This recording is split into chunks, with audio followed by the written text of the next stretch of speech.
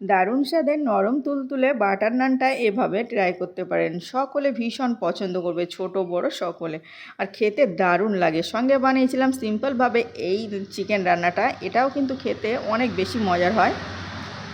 আসুন দেখে নেওয়া যাক কীভাবে বানালাম এই সহজ রেসিপিটা। প্রথমে আমি একটা মিক্সিং বোলের মধ্যে 2 কাপ কুসুম গরম জল নিয়ে নিচ্ছি। তারপরে 2 টেবিল চামচ চিনি, স্বাদ অনুযায়ী লবণ, 1 টেবিল চামচ ইস্ট দিয়ে ভালোভাবে মিশিয়ে নিচ্ছি।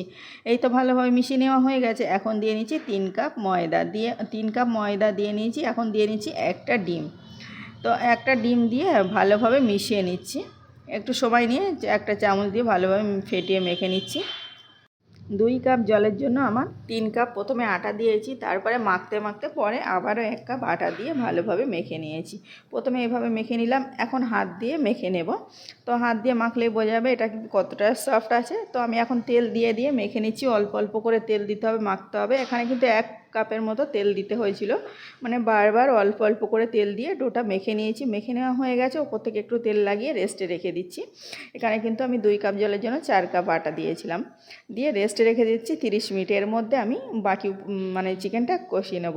প্রথমে একটা কড়াইয়ের মধ্যে পরিমাণ মতো তেল দিয়েছি, তারপরে দিয়ে নিচ্ছি দালচিনি, এলাচ, তেজপাতা আর 3টে পেঁয়াজ কুচি দিয়ে 2 টেবিল চামচ আদা রসুন পেস্ট দিয়ে ভালোভাবে নেড়ে চেড়ে লাল করে নিচ্ছি।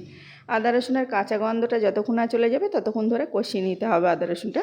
এই রান্নায় এমন কোনো মশলা লাগে না, ঘরে থাকা সামান্য কয়েকটা মশলা দিয়েই কিন্তু কষিয়ে নিচ্ছি। চিকেনটা আমি ভালোভাবে ধুয়ে তারপরে জল ঝরিয়ে দিয়ে নিচ্ছি। এখানে 1 কেজির মতো চিকেন দিয়েছি, তারপরে দিয়ে নিচ্ছি 3টে টমেটো কুচিয়ে রেখেছিলাম সেটা। যেহেতু বাটার নানের সঙ্গে পরিবেশন করব, ওই জন্য টমেটোটা একটু বেশি করেই দিয়ে নিলাম। দিয়ে ভালোভাবে নাড়াচাড়া করে কষিয়ে নিলাম। 1 টেবিল চামচ দিয়ে দিচ্ছি লবণ। লবণ দিয়ে এখন অনবরত নাড়তে থাকবো। লবণ দিলে সঙ্গে সঙ্গে কিন্তু জল বার হতে শুরু করবে, আর যতক্ষণ না জল বার হবে ততক্ষণ কষিয়ে নিতে হবে। এখন দিয়ে নিচ্ছি 2টো আলু 5 পিস করে দিয়ে নিলাম। খেতে কিন্তু ভালো লাগবে ওই জন্য দিলাম। 1 টেবিল চামচ লঙ্কা গুঁড়ো আর দিয়ে নিচ্ছি হলুদ গুঁড়ো 1 টেবিল চামচ, জিরে মরিচ, ধনিয়া গুঁড়ো 1.5 টেবিল চামচ, হাফ টেবিল চামচ করে দিয়ে নিলাম। দিয়ে এখন যতক্ষণ না এই চিকেন থেকে যে জলটা বার হয়েছে এটা যতক্ষণ না শুকাতে থাকবে ততক্ষণ ধরে কষিয়ে নেব। 2 থেকে 4 মিনিটের মতো কষিয়ে নেওয়ার পরে হাফ কাপেরও কম 2 থেকে 3 টেবিল চামচ জল দিয়ে আমি কষিয়ে নিচ্ছি। এই তো ভালোভাবে কষানো হয়ে গেছে। এখন কিন্তু নাড়তে থাকবো, যতক্ষণ না কষানো হবে ততক্ষণ নাড়তে থাকবো। এভাবে 2 থেকে 3 মিনিট নেড়ে চেড়ে ভালোভাবে কষিয়ে নিলাম। এখন মশলাটা পুরো কষানো হয়ে গেছে আর পুড়ে পুড়ে যাচ্ছে। এখন কিন্তু সাইডে একটা কড়াই করে জল গরম করে নিয়েছি, নিয়ে আমি 2 কাপ গরম জল দিয়ে নেব। এখানে ঠান্ডা জল ব্যবহার করলে টেস্ট আসবে না, আর এখানে গরম জলটা দিয়ে আমি এখানে 2 কাপের মতো দিচ্ছি। এখন কিন্তু চিকেনটা রেডি হয়ে গেছে। যদি ঝোল রাখতে চান তাহলে কিন্তু এই জলটা ব্যবহার করতে হবে। দেওয়ার পরে আমি 1 টেবিল চামচ দিয়েছিলাম মিট মশলা আর সামান্য একটু গরম মশলা গুঁড়ো আর ধনেপাতা কুচি ছড়িয়ে দিয়ে পরিমাণ মতো ঝোল রেখে নামিয়ে নিয়েছি। চিকেনটা রেডি হয়ে গেছে। এখন কিন্তু ডোটাও ফুলে একদম বাটিটা ভরে গেছে। এই তো ডোটা ভরে গেছে। এখন হাত দিয়ে এটা হাওয়া বার করে আর হাত দিয়ে ভালোভাবে মেখে নিচ্ছি। ডোটা ফুলে উঠলে একদম পারফেক্ট হবে। আর এখন কিন্তু ডোটা অনেক বেশি হালকা মনে হচ্ছে। তো দেখুন ডোটা নিয়ে ভালোভাবে এইভাবে মেখে নিচ্ছি, আর একটা বোর্ডের ওপরে নিয়ে তেল দিয়ে ডোলে ডোলে মেখে নিতে হবে। যত বেশি ডোটা মাখা হবে তত বেশি রেসিপিটা বাটার নানটা পারফেক্ট হবে, ফুলকো হবে, নরম তুলতুলে সফট হবে আর খেতে টেস্টি হবে। তো মেখে ছোটো ছোটো করে লেচি কেটে নিচ্ছি। ছোটো ছোটো করে লেচি কেটে নিয়েছি। লেচিগুলো আগে থেকে কেটে কিন্তু গোল গোল করে রেখে দিলে বেলতে বা বানাতে সুবিধা হবে, ওই জন্য গোল করে নিচ্ছি। তো এইভাবে সবগুলো লেচি একটু হাত দিয়ে গোল করে নিতে হবে। এটা কিন্তু একটু চাম টাইপের হয়, একটু গোল হতে চায় না, এভাবে গোল করে নিতে হবে। নিয়ে সাইডে একটা প্লেটে আমি রেখে দিচ্ছি আর একটা বোর্ডের ওপরে নিয়ে বেলে দেখাচ্ছি। যেমন রুটি করি প্রতিদিন আমরা তেমনভাবে জাস্ট একটু অন্যরকমভাবে বেলে নিতে হবে। হ্যাঁ, চাইলে যদি ঘরে এখানে ধনে পাতা থাকে তা ওপর থেকে একটু বেলার সময় দিয়ে নিতে পারেন, তাহলে কিন্তু বাটার নানটা খেতে ভালো লাগে। যেহেতু আমি ধনে পাতা ছিল না, ওই জন্য শুধু বাটার দিয়ে আজকে বানাবো। তো দেখুন এভাবে আমি একটু বেলে নিলাম, একটু লম্বা সাইজ করে বেলে নেওয়া হয়ে গেছে। আর এটা বেলে নিয়ে আগে থেকে 2 থেকে 3টে আমি বেলে দিচ্ছি। বেলে নিয়ে তাহলে বানাতে বানাতে বারবার উঠতে হবে না।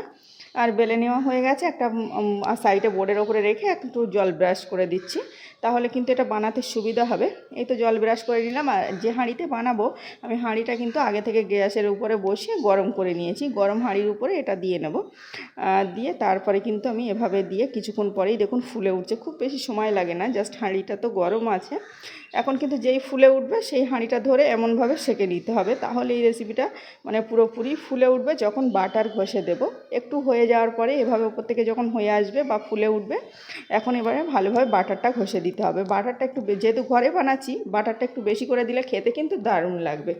আর খেতে সত্যি বলছি খুব মানে দারুণ হয়েছিল। একবার হলেও ট্রাই করতে পারেন, ট্রাই করে আমাকে বলতে ভুলবেন না।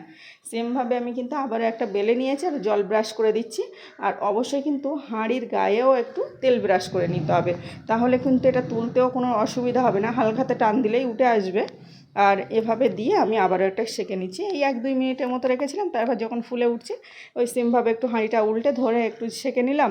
তারপরে ভালোভাবে বাটার ঘষে বাড়িতে কোনো নতুন অতিথি এলে এই রেসিপিটা রাখতে পারেন। সকলে কিন্তু ভীষণ প্রশংসা করবে আর সকলে ভীষণ আনন্দ করে খাবে। আর সঙ্গে সিম্পলভাবে এই যে চিকেন রান্নাটা করেছিলাম, খেতে দুর্দান্ত হয়েছিল, দুটোর কম্বিনেশনটা অসাধারণ। তো আমি সেমভাবে এভাবে সবগুলোই সেঁকে নিয়েছি, আমি এইভাবে দুটোই দেখালাম। তো সবগুলো কিন্তু এভাবে বাটার ঘষে দিতে হবে, দিয়ে আমি এখন নামিয়ে নিচ্ছি। পরিবেশন করে দেখালেই বুঝতে পারবেন যে কতটা নরম তুলতুলে সফট হয় আর অসম্ভব মজার হয় যাকে বলে। তো আমি সবগুলো এভাবে সেঁকে নিয়েছি আর এখন তুলে নিয়েছি। এটা একটু তুলে দেখাই যে অপর সাইডটা কেমন হয়, বা খুব বেশি পুড়ে যাবে না। দেখো অপর সাইডটা এমন হবে, আর খেতে যে কি বলবো দারুণ হয়েছিল। আমি এখন সবগুলো মানে সেঁকে তুলে নিয়েছি, আর এটা গরম গরম খেতে বেশি ভালো লাগে। দেখুন ছেঁড়াটা দেখলেই বুঝতে পারবেন যে কতটা মজার হয়েছে, একদম সফট স্পঞ্জি। আর সঙ্গে ছিল দারুণ স্বাদের চিকেন রান্না। অবশ্যই ট্রাই করবেন, ট্রাই করে আমাকে বলতে ভুলবেন না আপনাদের এই রেসিপিটা কেমন লেগেছে। আর এতক্ষণ আমার সাথে থাকার জন্য সকলকে ধন্যবাদ জানাচ্ছি। ধন্যবাদ জানিয়ে বিদায় নিচ্ছি। আবারও দেখা হচ্ছে অন্য কোনো ভিডিওয়। ততক্ষণে সকলে ভালো থাকবেন, সুস্থ থাকবেন, আর আমার রেসিপি কেমন হয়েছে বলতে ভুলবেন না। আপনাদের একটা লাইক কিন্তু নতুন নতুন ভিডিও বানাতে অনেক বেশি মোটিভেট করে, তাই লাইক করার অনুরোধ রইল।